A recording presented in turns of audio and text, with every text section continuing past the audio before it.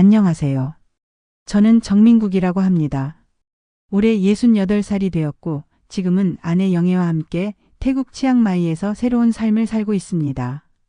한국에서 30년간 사립고등학교 영어교사로 일했던 저희 부부가 어떻게 태국으로 오게 되었는지 그 여정을 들려드리려 합니다. 제 교직 생활은 1988년 서울의 한 사립고등학교에서 시작되었습니다. 28살 대학 졸업 후 몇 년간 학원 강사를 하다가 처음으로 학교에서 기간제 영어교사로 발령받은 날이 아직도 생생합니다. 첫 월급이 42만 원이었어요. 당시로선 적지 않은 금액이었지만 정규직 교사들은 60만 원 정도 받았던 것으로 기억합니다. 학교에서는 처음에 1년만 성실히 근무하면 정규직으로 전환해 주겠다고 약속했습니다. 그 약속을 믿고 밤낮 없이 열심히 일했습니다. 방과 후 수업, 야간 자율학습 감독, 주말 특강까지 정규직 교사들보다 더 많은 시간을 학교에서 보냈죠. 하지만 1년이 지나도 2년이 지나도 정규직 전환은 이루어지지 않았습니다. 학교 측에선 재정 상황이 어려워 지금은 불가능하다는 말만 반복했습니다. 그렇게 3년, 5년, 어느새 10년이 흘렀습니다. 그 사이 결혼도 하고 아이도 둘이나 낳았습니다. 아내 영애는 종합병원 간호조무사로 일하며 가게를 함께 꾸려나갔습니다. 저희는 서로에게 조금만 더 참자라고 위로하며 살았습니다.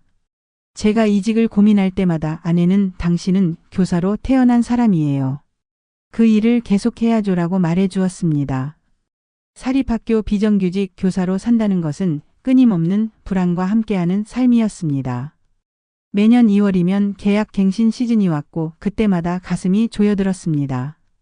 학생 수가 줄거나 학교 사정이 안 좋아지면 가장 먼저 잘리는 것이 비정규직 교사들이었으니까요.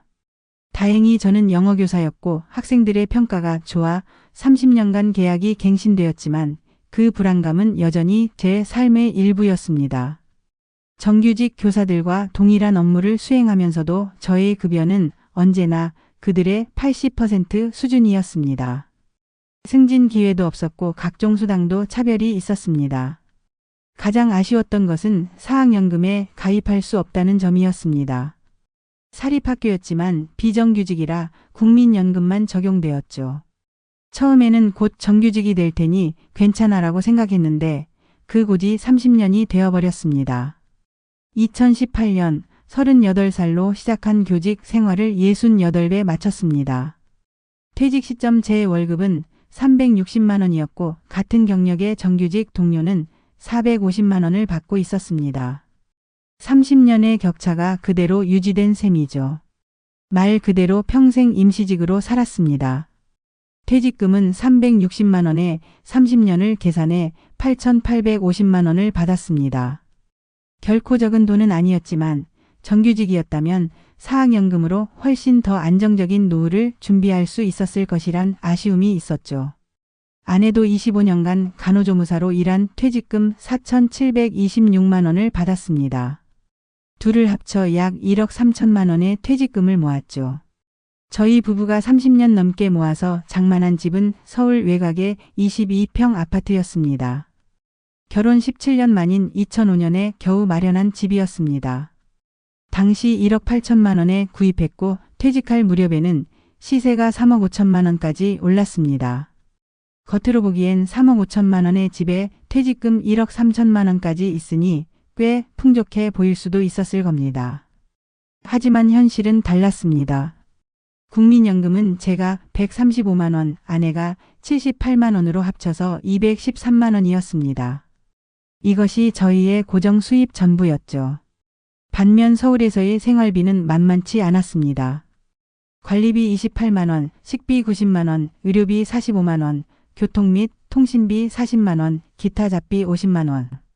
매월 평균 253만 원이 지출되었습니다. 단순 계산으로도 매월 40만 원의 적자가 발생했습니다.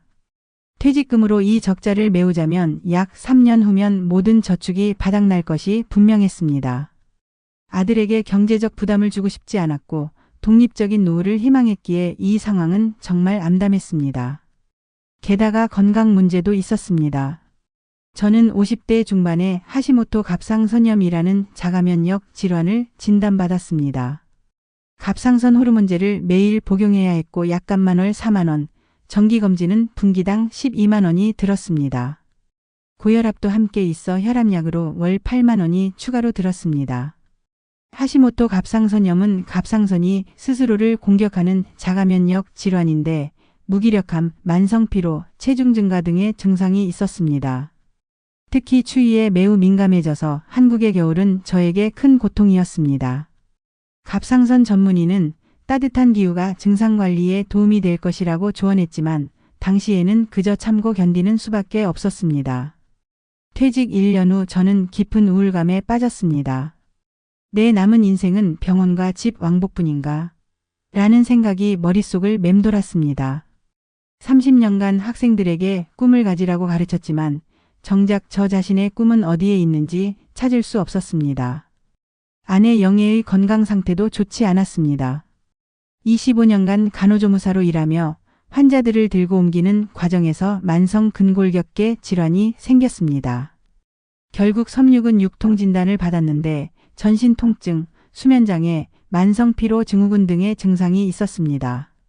폐경 후에는 골밀도가 급격히 감소해 골다공증까지 진단받았습니다. 아내의 치료비도 만만치 않았습니다. 골다공증 치료를 위해 6개월마다 35만 원짜리 주사를 맞아야 했고 칼슘제로 월 6만 원, 통증 관리를 위한 물리치료에 주 2회 각 3만 원, 진통제 월 5만 원. 한국의료보험의 혜택을 받음에도 연간 의료비 부담이 약 350만 원에 달했습니다. 어느 날 아내가 한숨을 쉬며 말했습니다. 일하느라 몸 버렸는데 이제 몸이 내 발목 잡네. 그 말을 들으며 가슴이 아팠습니다. 저도 비슷한 심정이었으니까요. 30년 넘게 성실하게 일했지만 노후는 불안하기만 했습니다. 퇴직 1년 만에 저축한 돈이 480만 원이나 줄어든 것을 확인했을 때 크게 놀랐습니다. 이대로 가다간 정말 몇 년 안에 모든 자산이 소진될 것이 분명했습니다. 자산관리사와 상담을 해보니 현 상태면 퇴직금이 3에서 4년 내에 소진될 것이라는 냉정한 진단이 나왔습니다. 다양한 노후 대안을 탐색하기 시작했습니다. 지방으로 이주할까, 공동주택으로 갈까, 해외로 나갈까.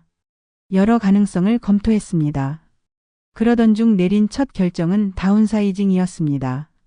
서울의 22평 아파트를 매각하고 더 작고 저렴한 17평 아파트로 옮기기로 했습니다. 22평 아파트는 3억 5천만 원에 팔리고 17평 아파트는 3억 원에 구입했습니다. 그 차액 5천만 원이 저희에게는 큰 자금이었습니다. 자녀들의 반응은 상반됐습니다. 아들은 현명한 결정이라며 지지했지만 캐나다에 사는 딸은 너무 급한 결정 아닐까요? 라며 걱정했습니다. 그러나 이 다운사이징만으로는 근본적인 해결책이 되지 못했습니다. 여전히 매월 적자는 발생했고 의료비는 계속 늘어날 전망이었습니다. 무언가 더 과감한 변화가 필요했습니다. 전환점은 퇴직 교사 모임에서 만난 선배 교사의 이야기에서 시작되었습니다. 저보다 5살 많은 김 선생님이 은퇴 후 태국 치앙마이에서 살고 있다는 말을 들었습니다. 처음에는 반신반의했습니다. 한국에서 멀리 떨어진 외국에서 어떻게 살아요? 언어도 안 통하는데. 하지만 김 선생님의 이야기는 흥미로웠습니다. 치앙마이는 물가가 한국의 3분의 1 수준이고 날씨가 1년 내내 따뜻해요. 의료시설도 괜찮고 한국인 커뮤니티도 있어서 외롭지 않아요. 특히 제 귀를 사로잡은 말은 갑상선 문제가 있었는데 태국에 와서 많이 좋아졌어요 라는 부분이었습니다. 그날 이후 유튜브와 블로그를 통해 해외 은퇴에 관한 정보를 수집하기 시작했습니다. 처음엔 막연했지만 점점 더 구체적인 정보를 얻을수록 가능성이 보이기 시작했습니다. 특히 태국 치앙마이는 동남아시아에서도 은퇴자들에게 인기 있는 도시라는 것을 알게 되었습니다. 아내와 상의 끝에 우선 2주간의 체험여행을 가보기로 했습니다. 2019년 12월 태국 치앙마이로 첫 답사 여행을 떠났습니다. 이 여행은 저의 인생의 방향을 완전히 바꿔놓았습니다. 치앙마이에 도착하자마자 느낀 것은 공기의 따스함이었습니다. 한국은 영하의 날씨였지만 치앙마이는 낮 기온이 28도, 밤에도 18도 정도였습니다. 갑상선 문제로 추위에 민감했던 제게는 천국 같았습니다. 아내도 섬유근 육통으로 인한 통증이 한국에서보다 훨씬 덜하다고 말했습니다. 가장 놀란 것은 생활비였습니다.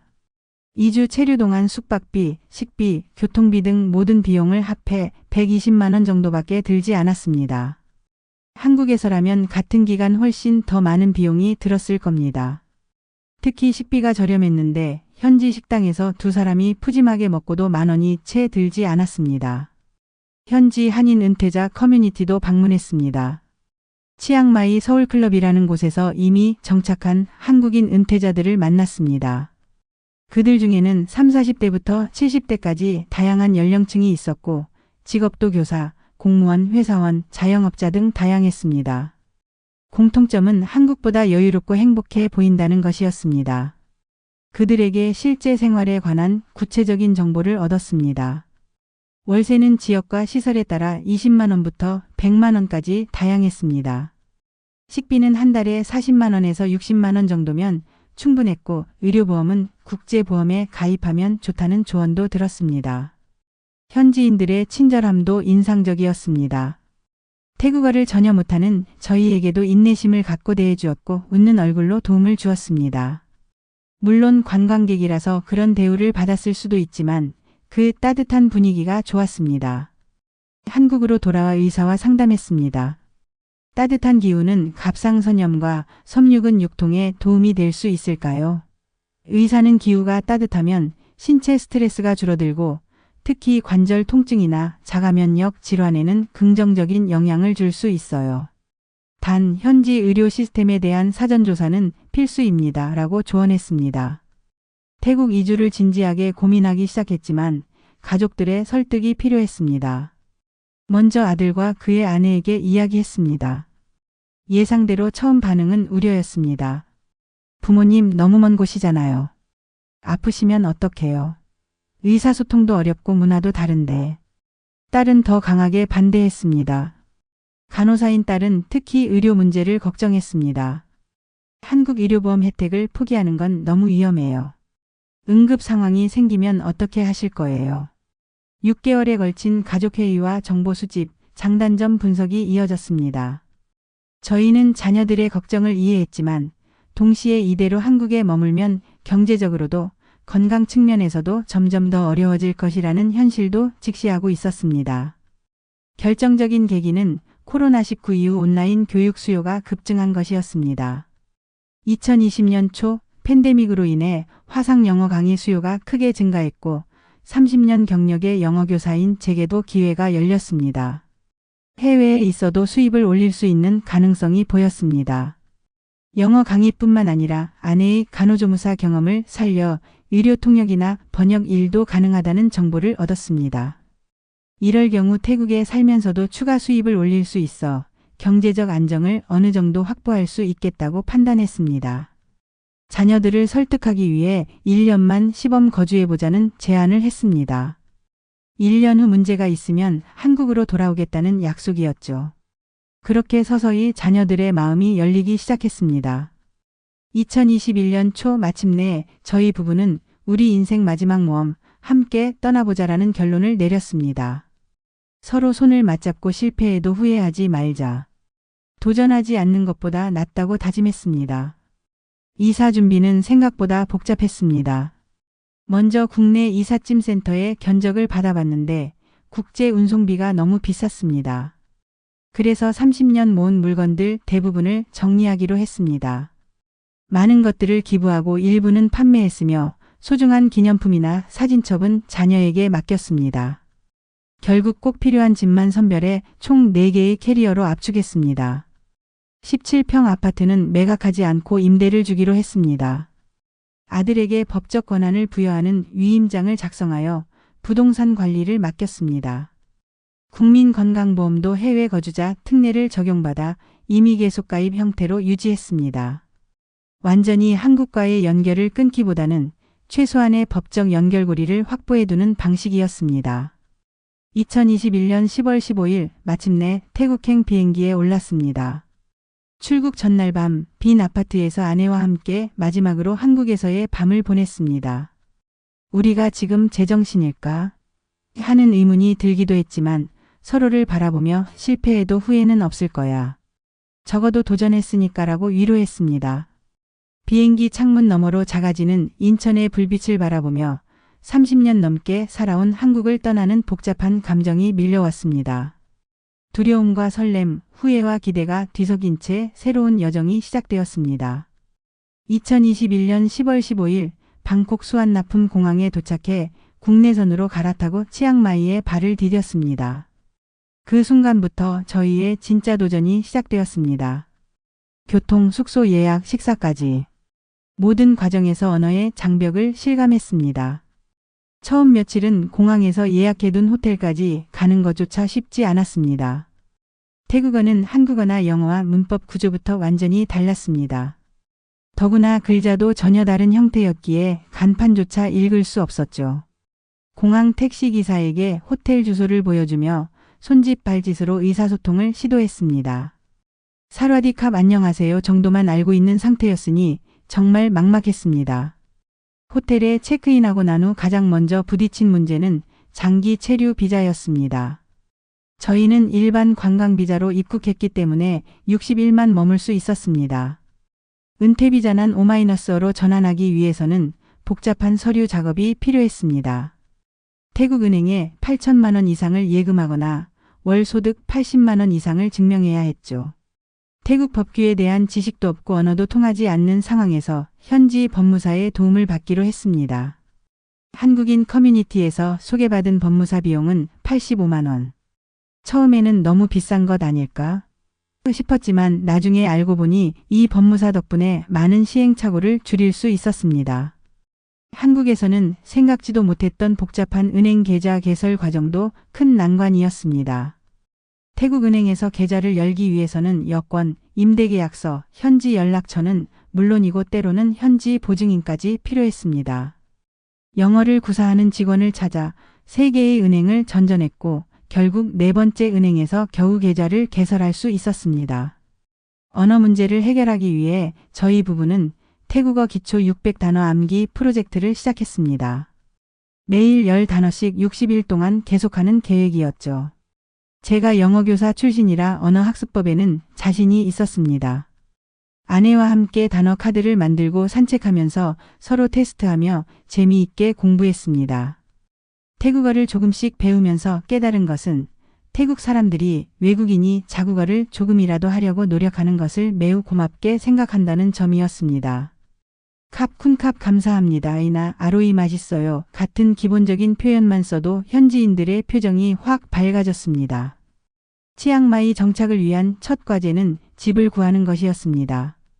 답사 여행 때 둘러본 님마네민 지역이 마음에 들어 그 근처에서 집을 구하기로 했습니다. 님마네민은 치앙마이에서도 한인이 많이 사는 현대적인 지역이었습니다. 대학가도 가깝고 쇼핑몰, 식당, 병원 등 생활 편의시설이 잘 갖춰져 있어 외국인들에게 인기 있는 곳이었죠. 여러 콘도를 둘러본 끝에 2베드룸 콘도로 결정했습니다. 월세는 950달러, 한국 돈으로 약 32만 원이었습니다. 관리비, 전기세, 수도세를 포함해도 월 45만 원 정도로 서울에서 같은 크기의 집을 렌트하는 것보다 훨씬 저렴했습니다. 게다가 수영장, 헬스장, 공용 라운지, 같은 편의시설까지 포함되어 있었죠. 처음으로 겪는 열대기후에 적응하는 것도 쉽지 않았습니다. 태국은 우기, 건기, 더운 계절로 나뉘는데 저희가 도착한 10월은 우기의 끝자락이었습니다. 습도가 높아 땀이 많이 났고 모기도 많았습니다. 에어컨은 필수였는데 연중 계속 사용하다 보니 전기세 부담이 생각보다 컸습니다. 매월 15만 원 정도가 전기세로 나갔습니다. 태국 가구와 인테리어도 익숙해져야 했습니다. 한국과 달리 수납 공간이 적었고 습기 관리가 중요했습니다. 빨래가 잘 마르지 않아 건조기를 따로 구입해야 했고 곰팡이 방지를 위한 제습기도 필요했습니다. 작은 불편함들이었지만 이런 것들이 모여 현지 생활의 실체를 이루는 것이었죠. 저희 콘도는 한인마트와 태국시장 사이 10분 거리에 위치해 있어 장보기가 편리했습니다. 한국 식품이 필요할 때는 한인마트에서 신선한 과일과 채소, 현지 식재료는 태국 시장에서 구입했습니다. 놀라웠던 것은 현지 식재료가 한국의 절반도 안 되는 가격이라는 점이었습니다. 망고 한 개가 500원, 파인애플 한 통이 1,500원 정도였으니까요. 이사 일주일 만에 옆집에 사는 한국인 은퇴자 부부를 만났습니다. 박 선생님 부부는 저희보다 3년 먼저 치앙마이에 정착한 분들이었는데 정말 많은 도움을 주셨습니다. 좋은 병원, 마트, 한국 식당 등 현지 정보를 알려주셨고 비자 갱신이나 공과금 납부 같은 행정 절차도 안내해 주셨습니다. 가장 큰 걱정이었던 의료 문제도 차츰 해결되어 갔습니다. 치앙마이의 랑카운 병원을 방문했을 때 의외로 많은 의사들이 영어로 소통 가능하다는 점이 놀라웠습니다. 게다가 많은 병원에 한국어 통역 서비스가 있어 더욱 안심이 되었습니다. 저와 아내는 국제의료보험에 가입했습니다. 연간 276만 원으로 부부 모두 보장받을 수 있었습니다. 이 보험은 입원과 수술은 물론 일부 외래 진료까지 커버해 주었습니다. 한국 건강보험과 비교하면 비싸게 느껴질 수 있지만 해외에서의 의료비 부담을 생각하면 필수적인 투자였습니다. 제 자가면 역성 갑상선염 관리를 위해 현지 병원에서 약을 처방받았습니다. 놀랍게도 같은 성분의 약이 한국 가격의 70% 수준이었습니다. 3개월분 약을 한 번에 처방받을 수 있어 병원 방문 횟수도 줄일 수 있었습니다. 아내의 섬유근 육통 치료를 위해서는 태국 전통 마사지를 정기적으로 받기 시작했습니다. 1시간에 10,000원 정도로 한국 가격의 3분의 1에 불과했습니다. 처음에는 마사지가 정말 효과가 있을까 의심했지만 정기적으로 받기 시작하자 아내의 통증이 눈에 띄게 줄어들었습니다. 치앙마이의 식생활도 저희 건강에 긍정적인 영향을 미쳤습니다. 망고, 파파야, 드래곤프루트 같은 신선한 과일을 매일 먹을 수 있었고 현지 채소도 풍부했습니다. 태국 음식이 매운 것으로 알려져 있지만 실제로는 매운맛을 조절할 수 있는 경우가 많았습니다. 마이 페산 매운 것이라고 요청하면 외국인 입맛에 맞춰주었습니다. 놀랍게도 태국에 온 지 6개월 만에 저희 부부 모두 5kg씩 체중이 감량되었습니다. 걷는 시간이 늘어나고 자연식품 위주의 식단으로 바뀐 덕분이었을 겁니다. 저의 혈압도 안정되어 약 용량을 줄일 수 있었습니다. 아내는 더 극적인 변화가 있었습니다. 한국에서보다 통증이 절반으로 줄었어요. 아침에 일어날 때 뻣뻣했던 몸이 훨씬 편해졌어요. 치앙마이의 한국인 커뮤니티는 저희의 삶을 더욱 풍요롭게 만들었습니다. 치앙마이 한인회에 가입하고 연회비 10만 원 다양한 정보를 얻을 수 있었습니다. 한인회에서는 비자갱신, 의료정보, 생활 팁 등을 공유하고 정기적인 모임을 통해 친목을 다졌습니다.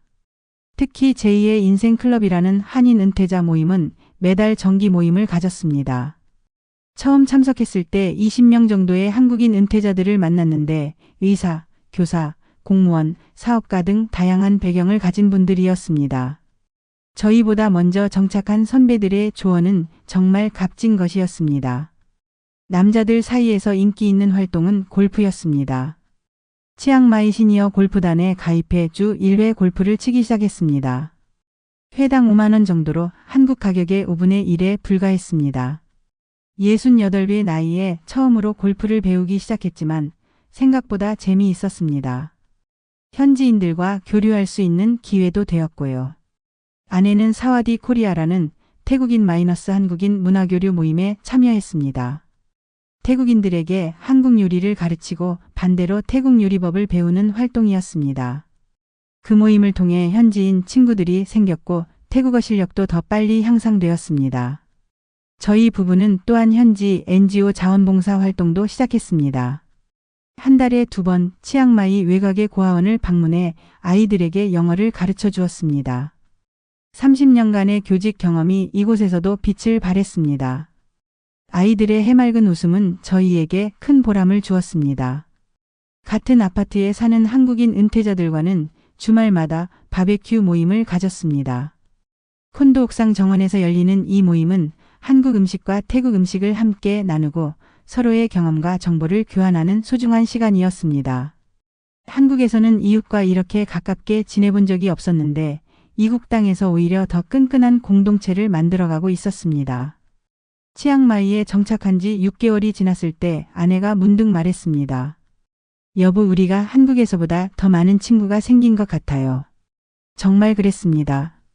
한국에서는 각자 바쁜 일상에 쫓겨 사회적 관계가 줄어들었는데 오히려 태국에 와서 더 활발한 사회생활을 하게 된 것이 놀라웠습니다. 물론 어려움도 많았습니다. 가끔 심한 향수병이 찾아왔고 특히 명절이나 가족 기념일에는 더 그랬습니다.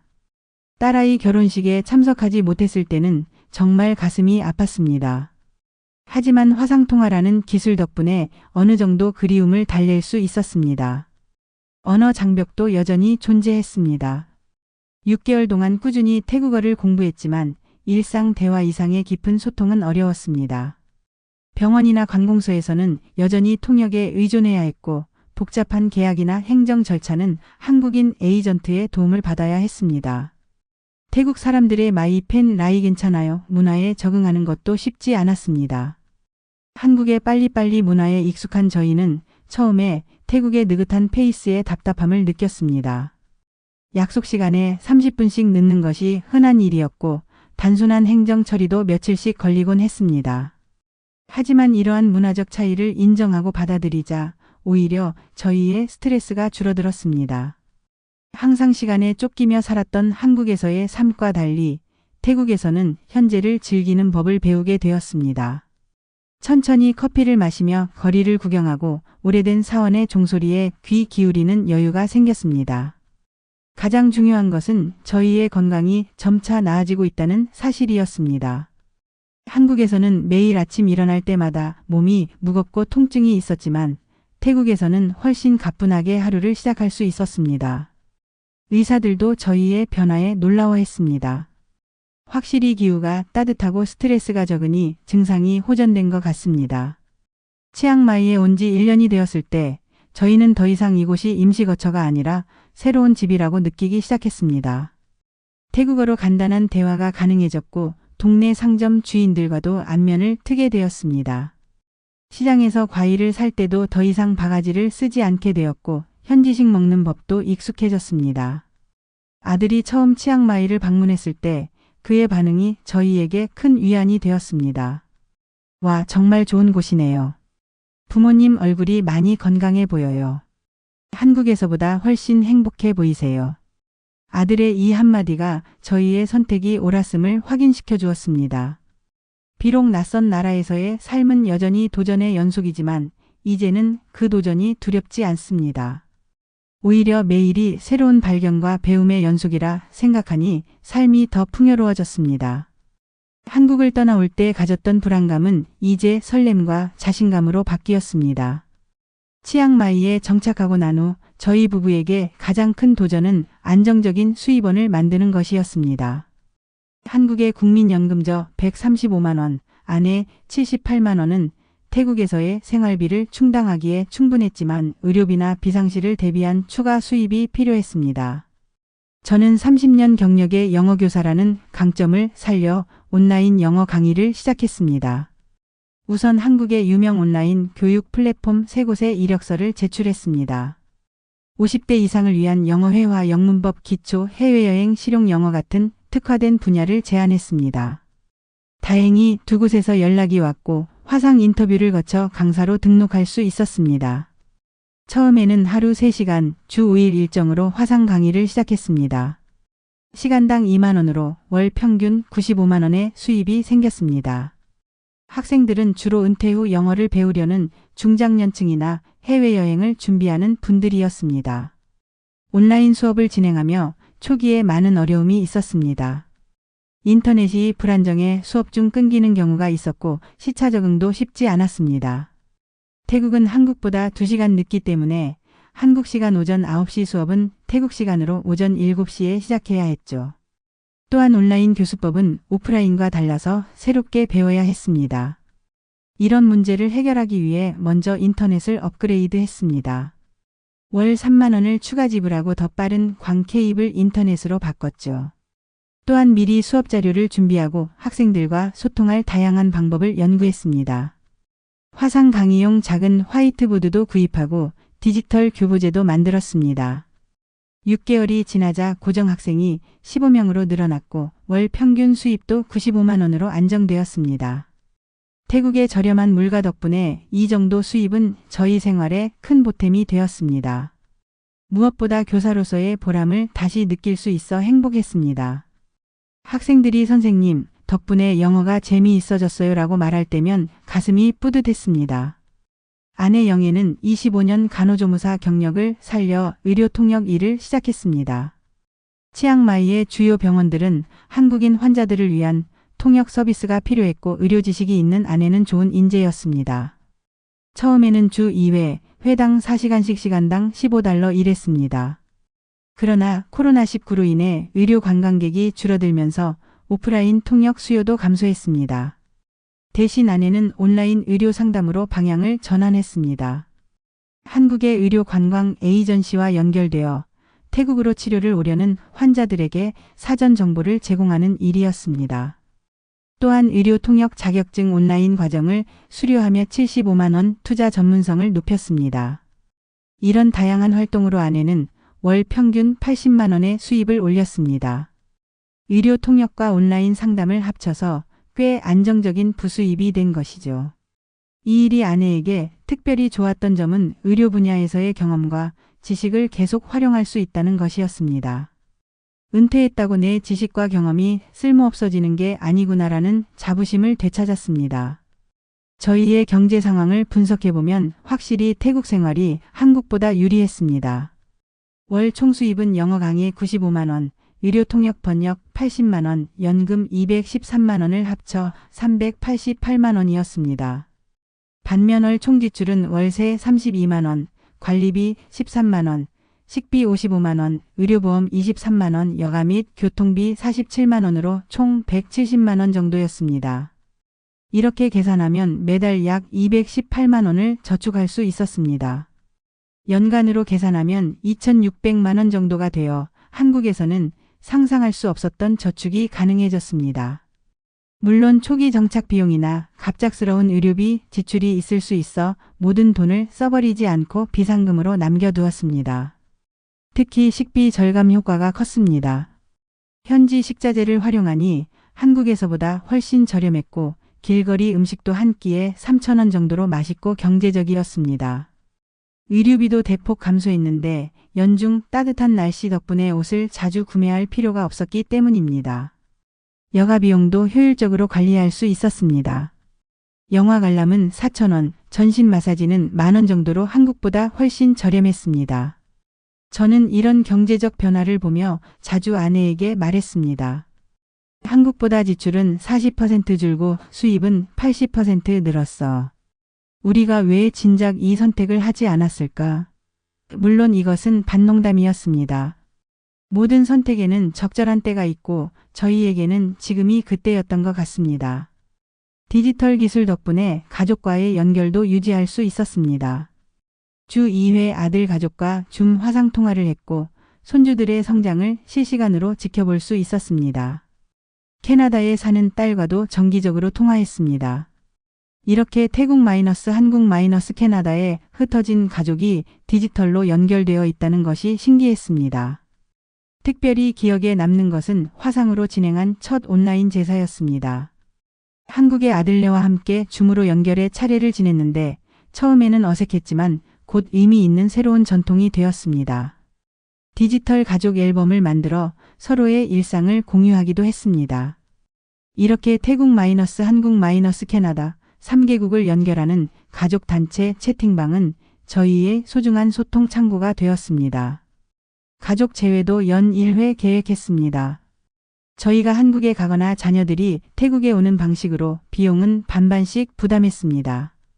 처음에 딸이 태국을 방문했을 때 그녀의 시각이 많이 바뀌었습니다. 처음엔 반대했는데 부모님이 이렇게 행복하고 건강한 모습을 보니 정말 안심돼요. 이곳에서의 삶이 한국보다 부모님께 더 맞는 것 같아요. 이제 저희는 70세를 앞두고 제3의 인생을 계획하고 있습니다.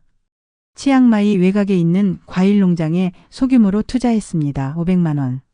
망고와 두리안을 재배하는 작은 농장인데 매년 수학철에 소득이 생기고 주말에는 농장에서 시간을 보내는 즐거움도 있습니다.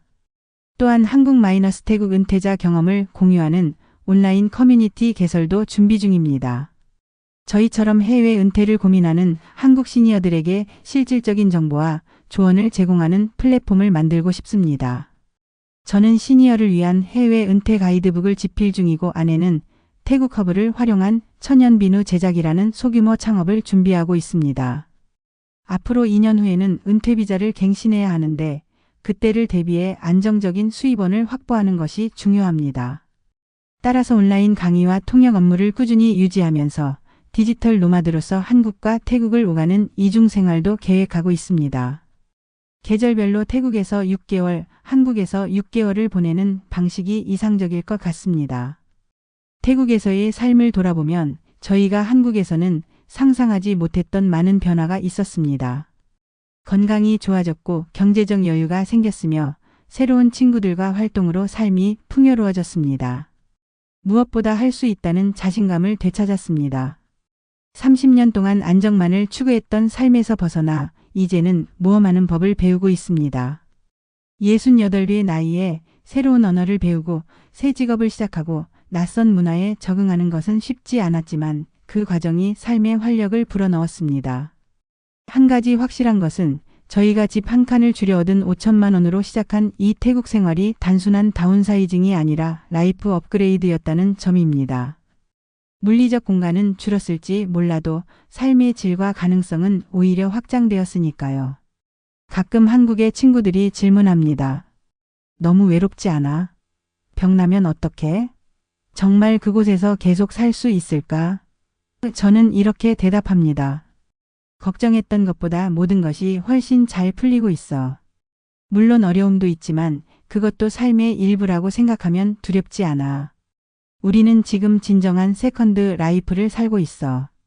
퇴직 후 집 한 칸 줄여 얻은 5천만 원으로 태국 치앙마이에 정착한 저희 부부의 이야기가 누군가에게 영감이 되었으면 합니다.